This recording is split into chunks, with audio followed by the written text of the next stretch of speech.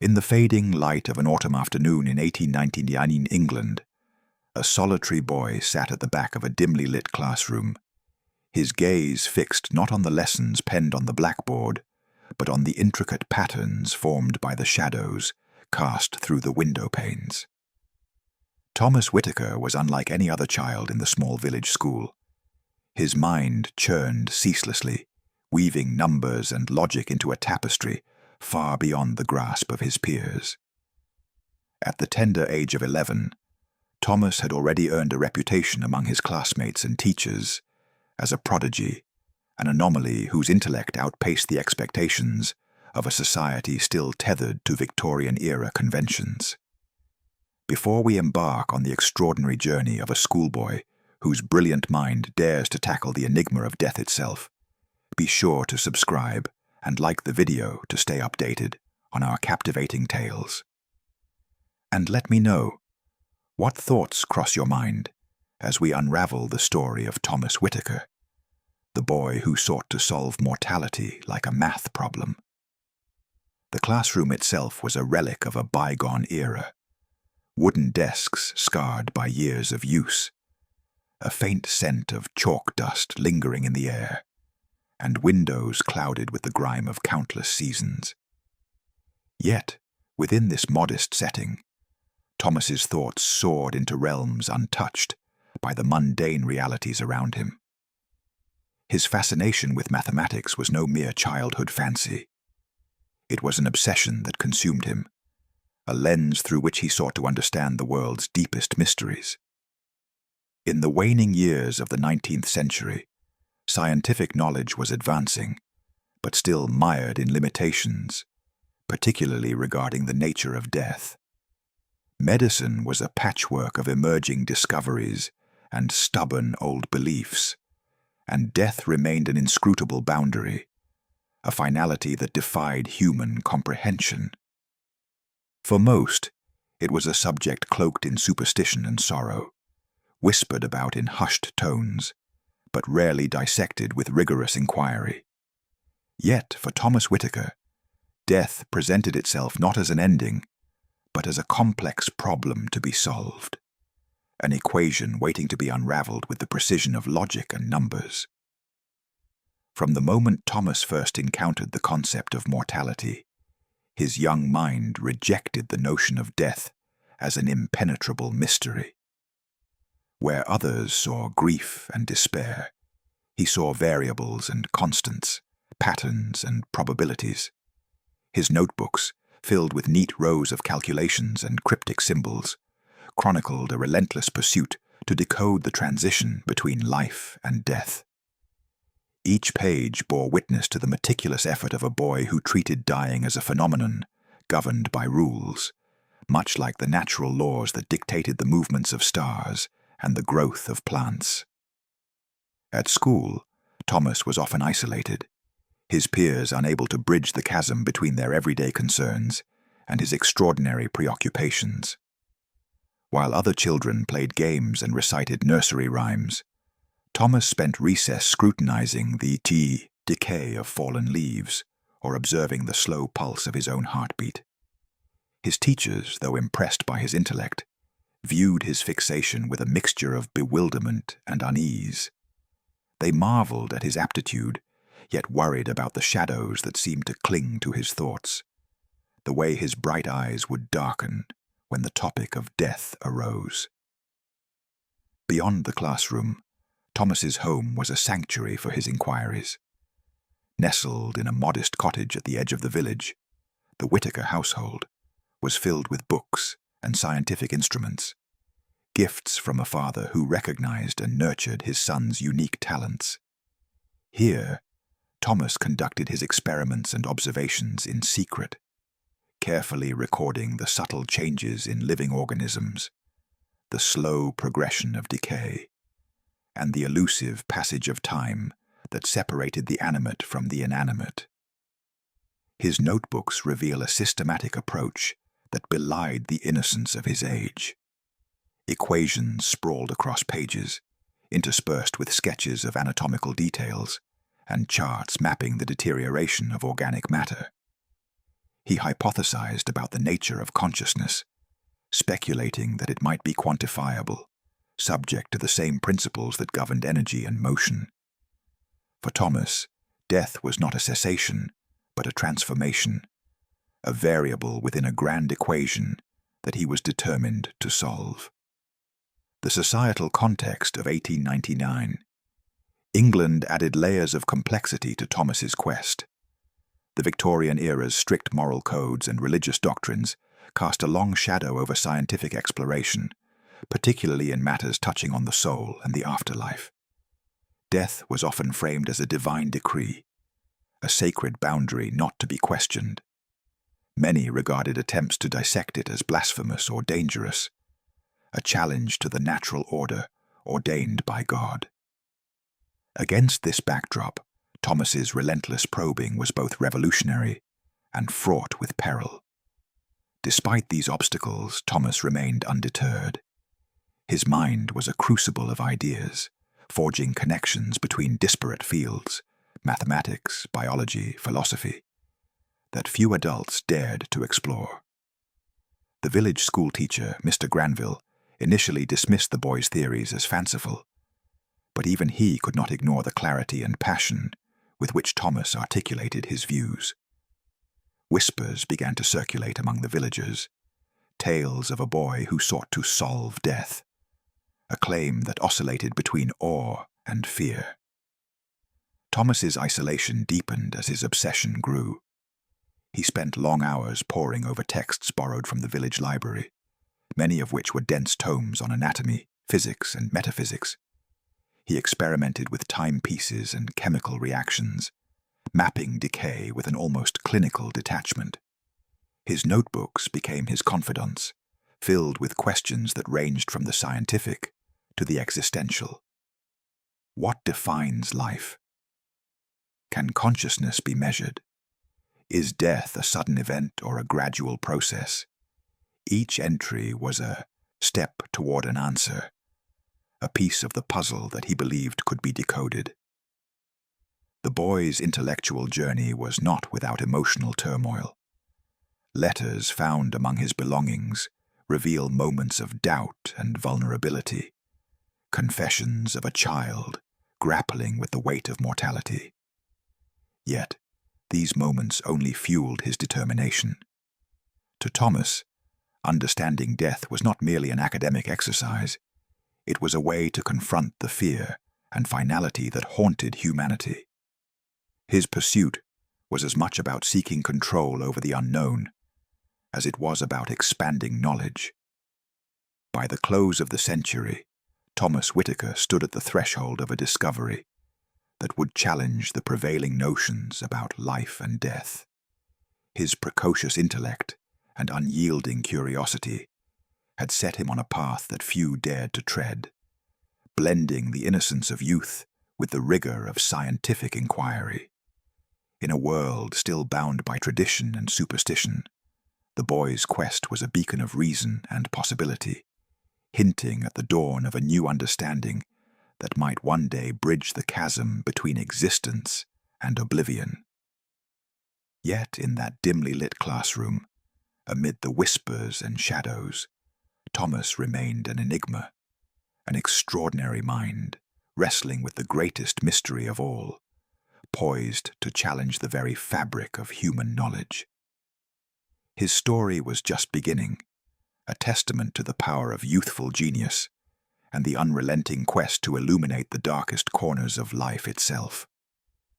Thomas Whitaker's fascination with death evolved swiftly from a vague curiosity into a methodical and almost scientific obsession. To him, death was no longer a fearful unknown, but a phenomenon that could be dissected, understood, and perhaps even predicted. His approach was singular and unprecedented for a boy of his age. He treated death not as a spiritual mystery or an inevitable fate, but as a calculable event governed by laws as precise as those of arithmetic or geometry. His notebooks, which had begun as mere scribbles of curious questions, transformed into detailed journals brimming with equations, diagrams, and logical deductions. Each page was a testament to his relentless pursuit to comprehend the mechanics of dying. Thomas conceptualized death as a process, a transition between two states, life and whatever lay beyond, that could be mapped, measured, and ultimately modeled. He sought to apply the clarity of mathematics to a subject that had long resisted empirical scrutiny. The boy's notebooks reveal a mind working with an astonishing blend of innocence and rigor. Equations sprawled across the pages, interwoven with sketches of anatomical forms and intricate charts plotting the decay of organic matter. Thomas hypothesized that life's cessation was not a singular moment, but a continuum, influenced by variables such as time, biological processes, and perhaps even the elusive essence of consciousness. His work suggested that death might be expressible as a function, one that could be analyzed and predicted through careful observation and calculation. Thomas's experiments were conducted with a seriousness and precision that startled even the adults around him. In the solitude of his home, he observed the slow transformation of living matter into lifelessness. He meticulously recorded the decomposition of leaves, the fading pulse of insects, the temperature changes in small animals, and the gradual cessation of motion in various organisms. His observations were not mere curiosities, but deliberate attempts to gather data that could be fed into his overarching theory. His mother, a woman of quiet disposition and practical sensibilities, tolerated these experiments with a mixture of concern and admiration. She provided Thomas with tools, magnifying glasses, thermometers, even a rudimentary microscope, and encouraged his studies, though she remained uneasy about the boy's fixation on death. His father, a modest schoolmaster, admired the intellectual fire burning within his son, but cautioned him gently against delving too deeply into matters that might unsettle the spirit. At school, Thomas's unique perspective set him apart in ways both subtle and profound. His teachers noted that he approached lessons with an analytical mind, often questioning the underlying principles rather than accepting them at face value. He was fascinated by logic and probability, which he believed held the key to unlocking the secrets of mortality. His notebooks contained not only biological observations, but also explorations into the philosophical implications of death as a measurable event. One of Thomas's most ambitious undertakings was the creation of what he termed a death equation. This model aimed to encapsulate the transition from life to death through a series of variables and constants, biological decay rates, time intervals, and theoretical constructs representing consciousness and vitality.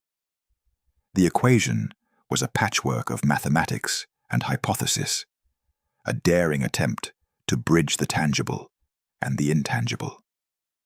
His experiments extended beyond the natural world into the realm of time itself. Thomas was captivated by the concept of temporality and how it governed life's processes. He studied clocks and timepieces with intense scrutiny, attempting to correlate the passage of time with the stages of dying he observed.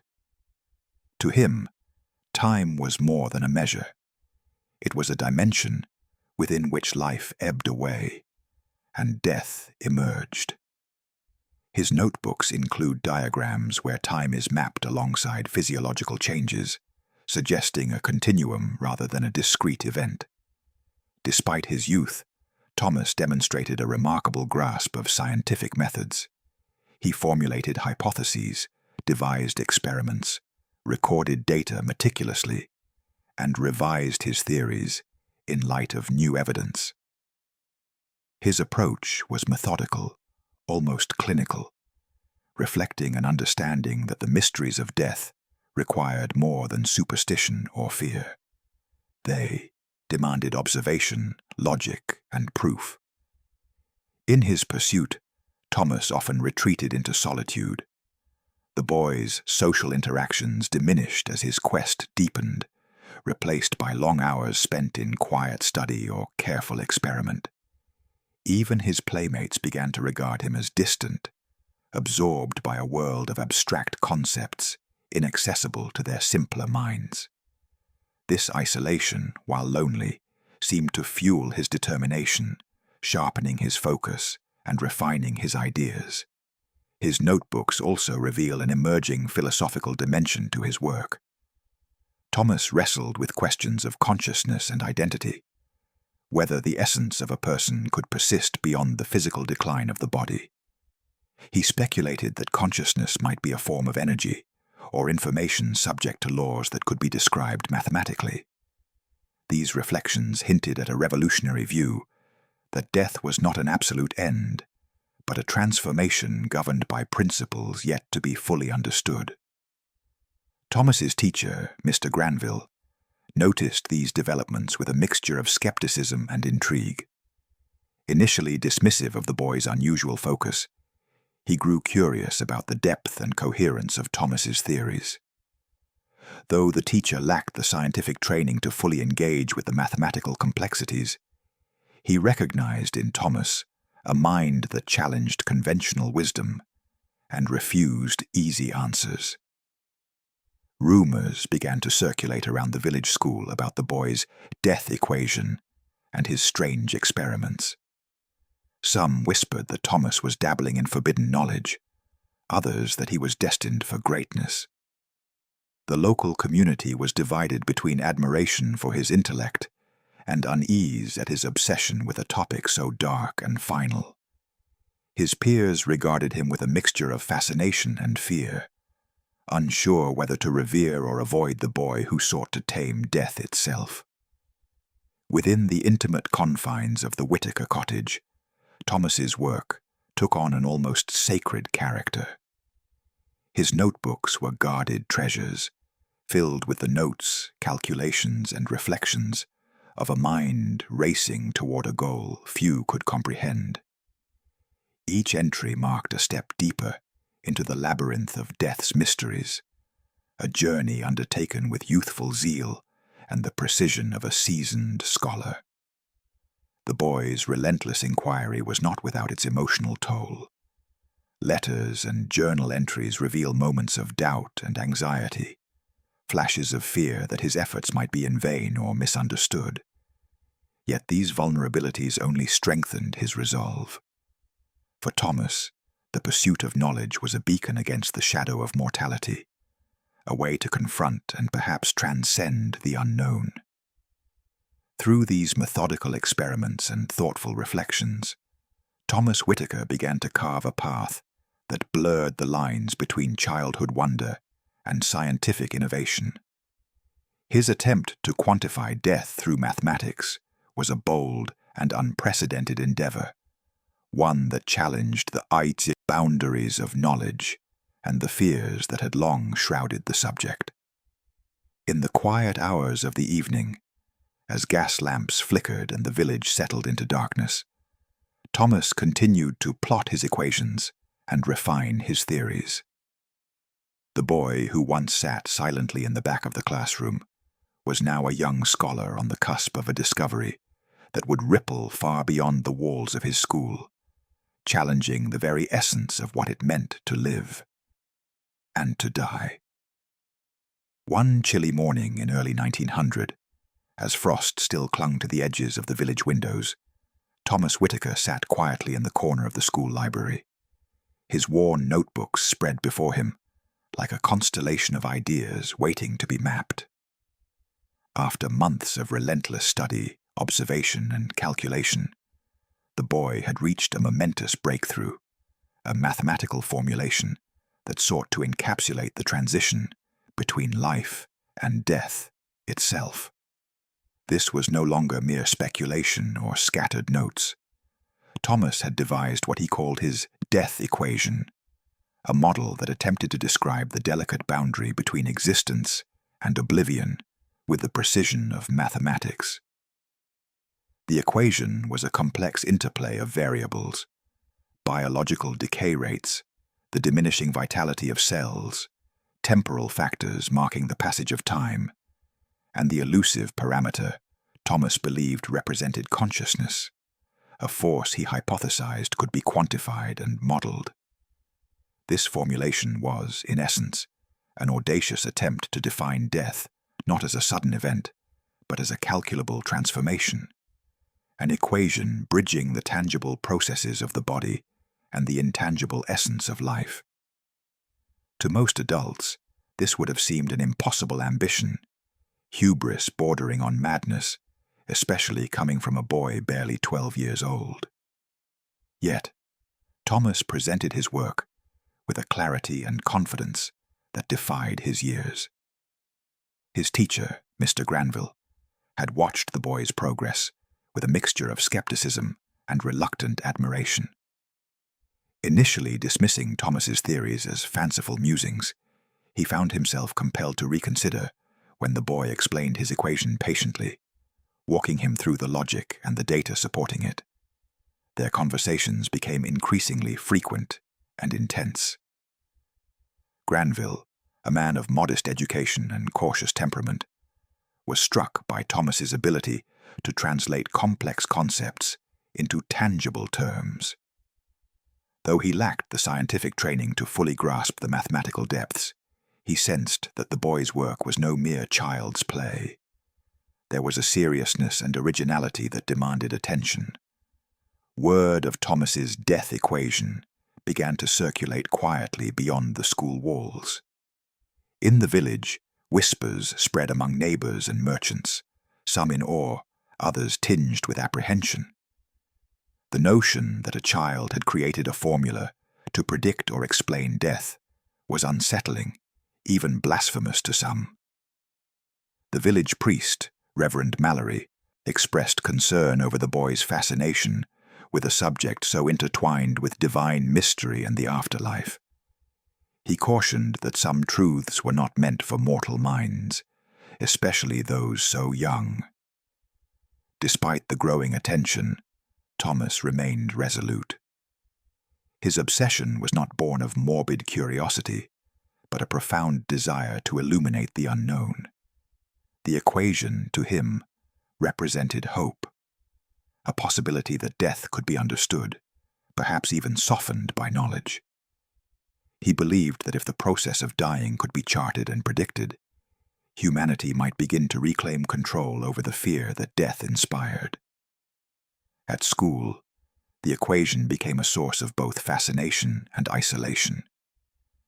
While some classmates whispered tales of the boy who found death's secret, others regarded him warily, unsure whether to admire or avoid the child who seemed to court darkness. Thomas himself became more withdrawn, consumed by refining his formula and gathering data. His notebooks swelled with new entries, calculations, experimental results, and theoretical musings that expanded the equation's scope. One afternoon, during an impromptu demonstration, Thomas attempted to explain his theory to a small group of students, including Mr. Granville. Using simple diagrams and analogies, he described death as a process measurable through biological and temporal variables, a gradual decline rather than an abrupt cessation. His words were met with mixed reactions, some intrigued, others skeptical or uneasy. The local school board, hearing of Thomas's eccentric focus, debated whether his studies were appropriate. Some saw his work as a distraction from traditional education, while others argued it was a remarkable display of intellect, deserving encouragement. The controversy underscored the tension between conventional expectations and the burgeoning spirit of inquiry embodied by Thomas. Beyond the schoolyard, Thomas's family bore witness to the boy's transformation. His parents, proud yet concerned, observed his growing isolation and intensity. They endeavored to provide support, but the boy's mind was increasingly occupied with abstract concepts that eluded their understanding. Evening conversations were often dominated by Thomas's descriptions of his equation and its implications, leaving little room for the innocence of childhood. As the months passed, the equation took on an almost mystical significance for Thomas. It was no longer merely a mathematical model, but a symbol of his quest to master the ultimate unknown. The boundaries between science, philosophy, and spirituality blurred in his mind. He began to speculate about the possibility that consciousness might linger beyond the physical decline, encoded within the parameters of his formula. Rumors about Thomas's work began to reach wider circles, attracting the attention of a few local intellectuals. Among them was Dr. Eleanor Finch, a young physician known for her progressive views and interest in scientific inquiry. Though initially skeptical, Dr. Finch was intrigued by reports of the boy's equation and resolved to examine it firsthand. Her involvement would soon herald a new chapter in the unfolding story of Thomas Whittaker's extraordinary discovery.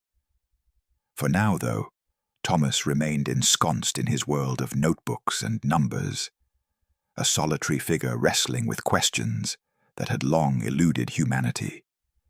His death equation was a beacon of possibility, a spark igniting the imagination of those who glimpsed its promise.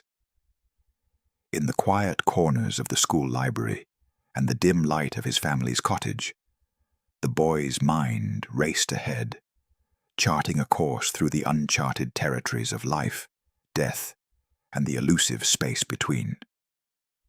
The quiet village of Whitcomb, nestled among the rolling hills of late Victorian England, was unprepared for the ripple of scientific curiosity that Thomas Whittaker's work began to generate. News of the boy's death equation had spread beyond the confines of the small school, and the curious whispers of neighbors, reaching the ears of Dr. Eleanor Finch, a young physician and early advocate for empirical investigation. Known in the region for her progressive approach to medicine, Dr. Finch harbored a deep respect for scientific inquiry, even when it challenged established norms. Her arrival marked a turning point in Thomas's journey, bringing both scrutiny and validation to his unorthodox theories. Dr. Finch, upon hearing of the boy's work, was initially skeptical. The idea that a child could formulate a mathematical model describing the transition between life and death seemed at best improbable, at worst fanciful. Yet her curiosity compelled her to examine the notebooks herself. When she finally met Thomas in the modest study of his family home, she found a boy whose intellect and earnestness were impossible to dismiss.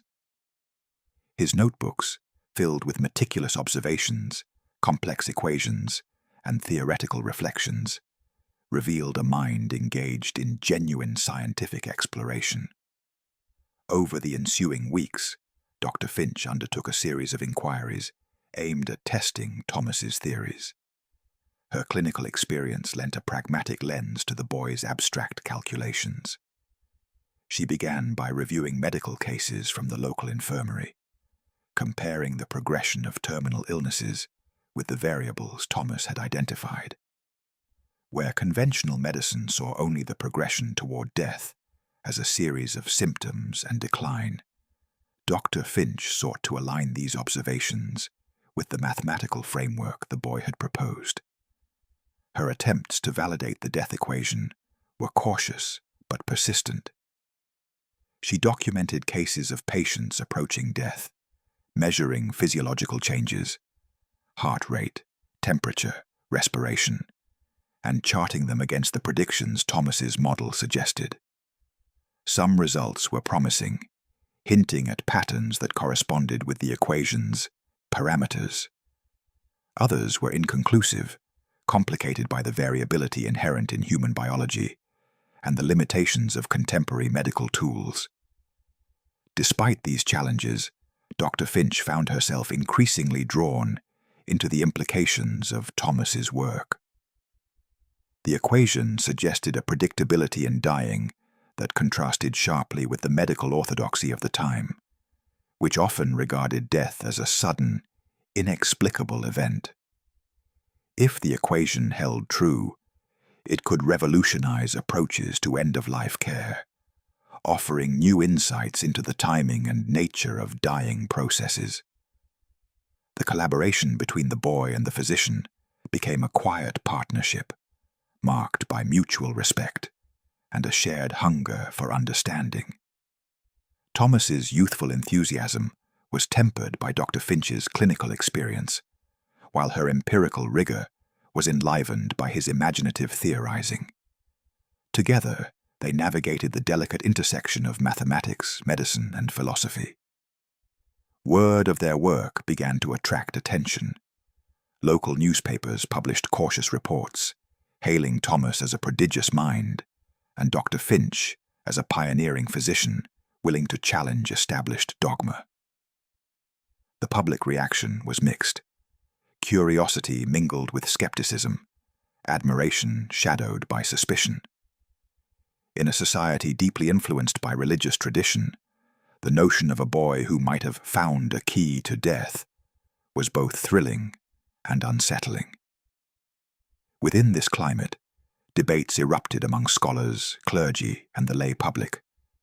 Some condemned the work as blasphemous, a dangerous encroachment upon sacred mysteries reserved for the divine. Reverend Mallory, the village priest, voiced his disapproval openly, warning that such inquiries risked eroding faith and respect for the natural order. Others, however, hailed Thomas and Dr. Finch as pioneers, heralding a new era where science could illuminate even the darkest corners of human existence. The controversy placed Thomas in a precarious position.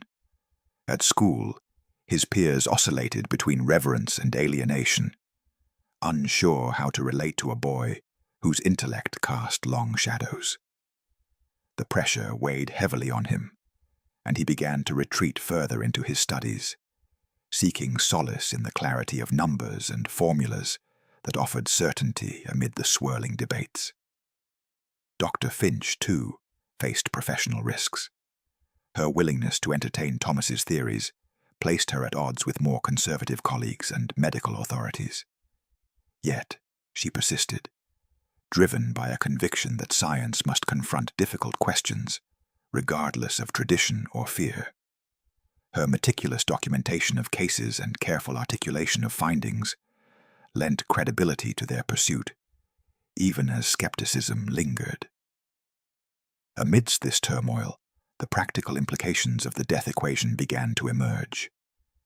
Dr. Finch's observations suggested that a more precise understanding of dying could improve patient care, allowing physicians to anticipate changes and tailor interventions accordingly.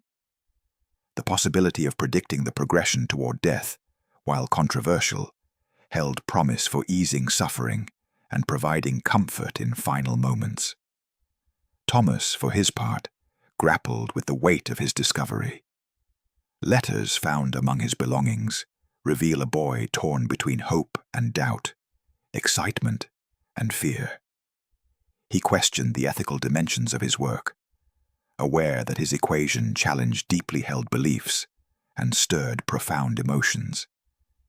Yet, his commitment to uncovering truth remained unshaken.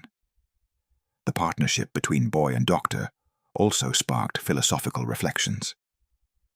Thomas pondered the nature of consciousness, whether it faded gradually or ceased abruptly, and how this might be represented within the parameters of his equation.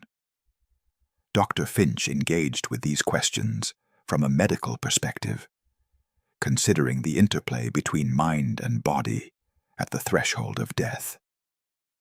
Their dialogues blurred the lines between science and spirituality, reason and faith. As their work progressed, the media spotlight intensified.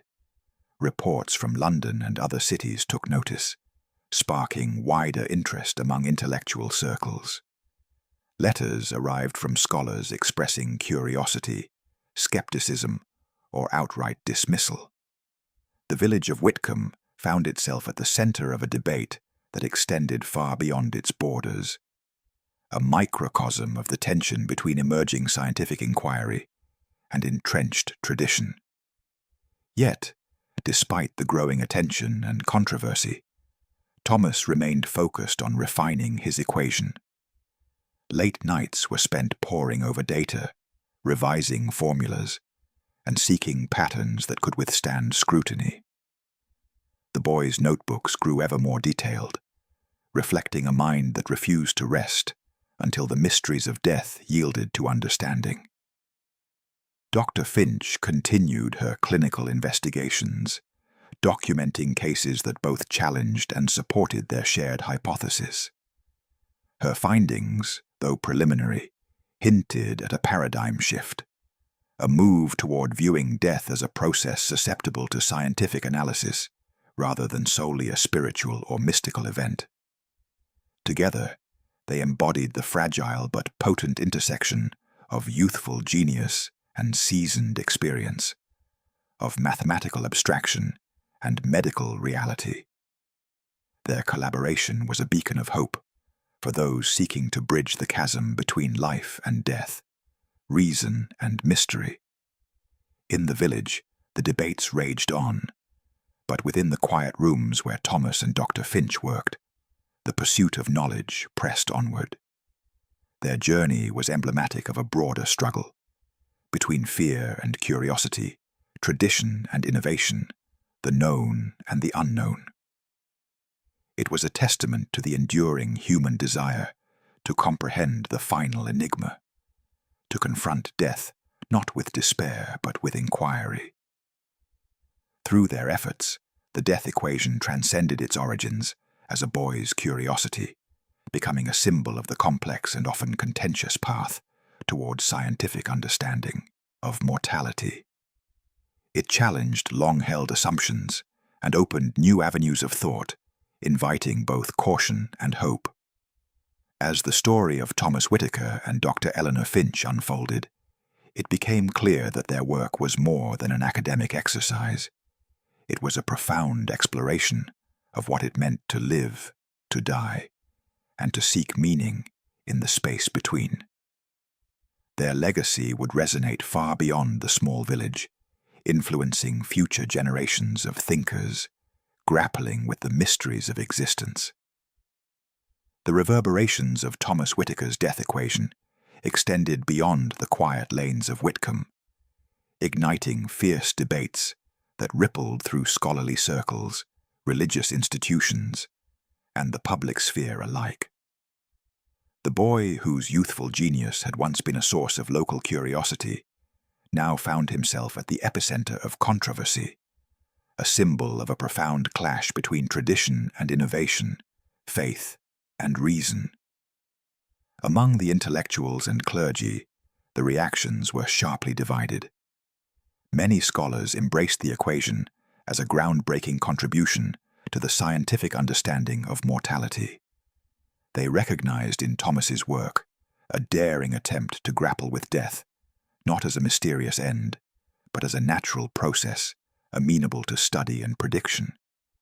Articles and treatises began to appear, some praising the mathematical rigor and conceptual daring of the death equation, while others questioned its assumptions and methodologies.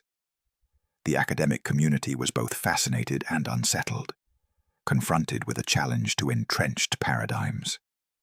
Conversely, the church and religious authorities condemned the work as blasphemous and dangerous. To them, death was a sacred passage, a divine boundary that human inquiry should not transgress. Reverend Mallory and other clerics decried the equation as an affront to faith, accusing Thomas of attempting to usurp the mysteries reserved for God alone. Sermons warned congregations of the perils of scientific hubris and the erosion of moral order. The boy's pursuit was cast as a defiant transgression, a challenge to the spiritual foundations of society. Caught amid this maelstrom, Thomas himself wrestled with the consequences of his discovery. Letters and diary entries reveal a young mind burdened by the weight of public scrutiny and ethical reflection. He grappled with questions that transcended mathematics. Was his work a blessing or a curse? Did his equation offer hope or merely strip away the comfort of faith. These internal struggles led him to withdraw increasingly from public life, seeking solitude in which to refine his theories, away from prying eyes and harsh judgments. His retreat into isolation was mirrored by a quiet fracturing of his relationships. Friends and acquaintances, unsure how to relate to the boy whose intellect had become a lightning rod for controversy, distanced themselves. Even his family, while supportive, found it difficult to bridge the gulf between Thomas's intense focus and the rhythms of ordinary life. The boy who once sat among classmates was now a solitary figure, engrossed in his notebooks and thoughts. Meanwhile, the academic and religious tensions spilled into public discourse. Newspapers and pamphlets debated the merits and dangers of Thomas's work, often sensationalizing the boy's story. Some portrayed him as a prodigy on the verge of a scientific breakthrough that could revolutionize humanity's understanding of death. Others depicted him as a misguided youth, dabbling in forbidden knowledge, a cautionary tale about the limits of human inquiry. The controversy reached a crescendo when a group of scholars petitioned for a formal inquiry into Thomas's work, questioning its scientific validity and ethical implications. The petition sparked fierce debate, with supporters arguing for the advancement of knowledge and detractors warning of the moral and social risks. The ensuing inquiries, however, were hampered by the boy's youth and the unconventional nature of his research, leading to inconclusive outcomes that only deepened the mystery. Amidst these upheavals, Thomas continued his work in seclusion. His notebooks from this period reveal a mind both restless and resolute, refining his death equation with greater complexity and nuance. He delved deeper into the interplay between consciousness and biological decay, exploring theories that bordered on metaphysics. His writings suggest a young scholar wrestling with the paradox of seeking certainty in a realm defined by uncertainty. Concurrently, Dr. Eleanor Finch, who had been an early advocate and collaborator, faced mounting pressure. Her association with Thomas's work attracted criticism from peers and authorities alike, forcing her to tread carefully between scientific inquiry and societal expectations. Yet, she remained steadfast in her support, documenting cases and observations that lent credence to aspects of the death equation, even as she acknowledged its limitations. The boy's disappearance from public records during this turbulent time only fueled speculation and myth. Some whispered that Thomas had been silenced or coerced into silence by powerful interests threatened by his revelations. Others believed he had chosen voluntary exile to protect himself and his family from the storm of controversy. The truth remained elusive, buried beneath layers of rumor and conjecture. This period of uncertainty only intensified the enigma surrounding Thomas Whitaker and his work. His death equation, once a private intellectual pursuit, had become a lightning rod for societal anxieties about mortality, faith, and the limits of human understanding. The boy who sought to decode death had inadvertently challenged the very foundations of belief and knowledge, provoking a reckoning that extended far beyond his village. In solitude, Thomas's mind raced against time and circumstance. His later writings hint at a profound transformation in his thinking, a recognition of death's complexity that transcended simple equations.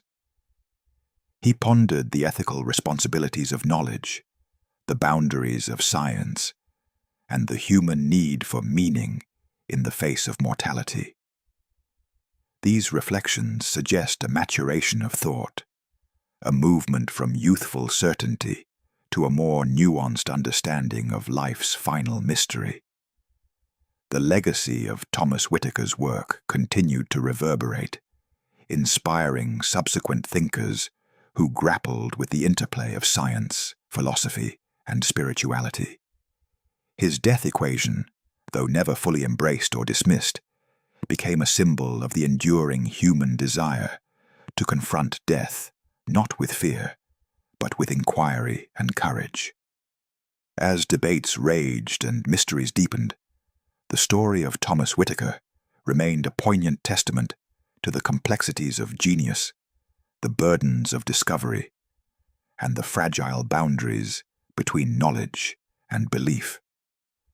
The boy who had once sat quietly in a village classroom had ignited a discourse that would echo through generations, challenging humanity to reconsider its relationship with the ultimate enigma.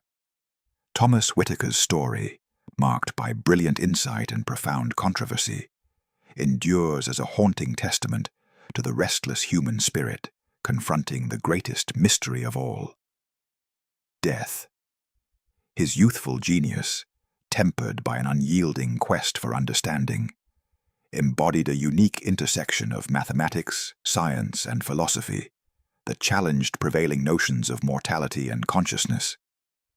Though his physical presence vanished from public records, the echoes of his death equation persisted, inspiring generations of thinkers who grappled with the nature of life and death. His approach, treating death not as a finality, but as a process subject to logic and quantification, foreshadowed modern scientific inquiries into consciousness, neurology, and the boundaries of human existence. Thomas's work hinted at the possibility that the transition from life to death might be more complex and nuanced than previously imagined, involving layers of biological, temporal, and perhaps even metaphysical phenomena. The enduring enigma of Thomas Whitaker extends beyond the equation itself to the boy behind it.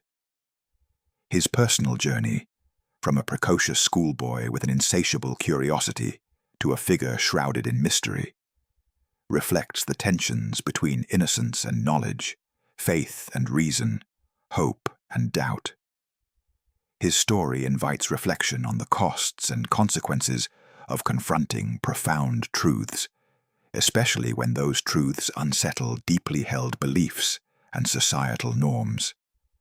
Subsequent scientific and philosophical explorations have drawn upon the themes Thomas introduced.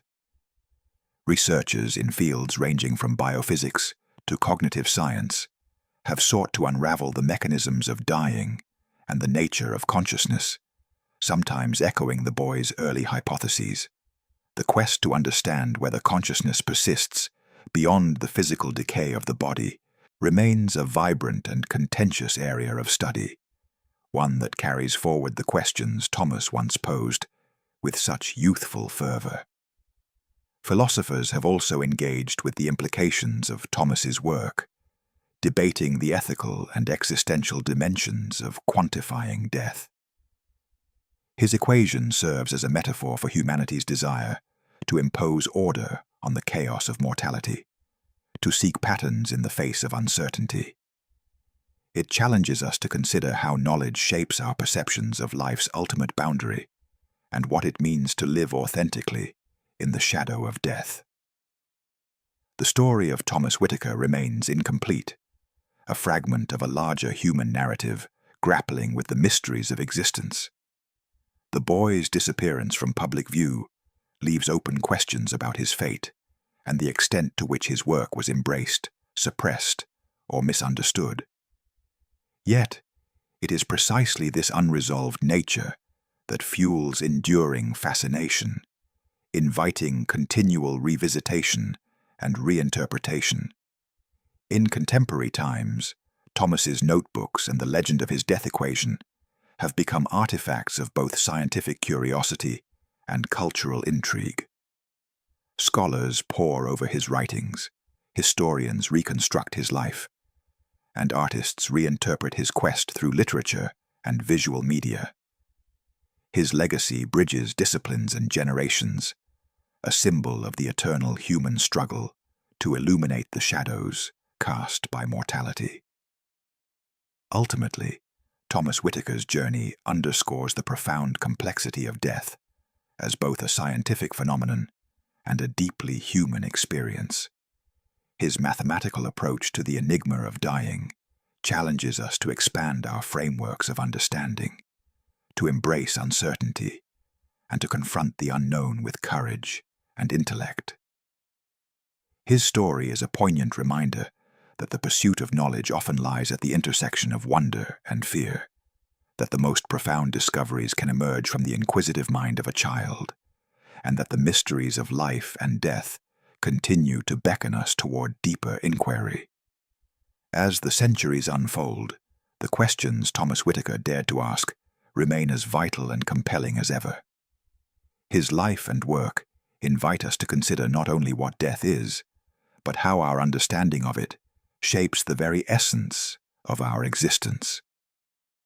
In this ongoing dialogue between science, philosophy, and the human spirit, Thomas's legacy endures, a beacon guiding us toward the heart of the ultimate mystery.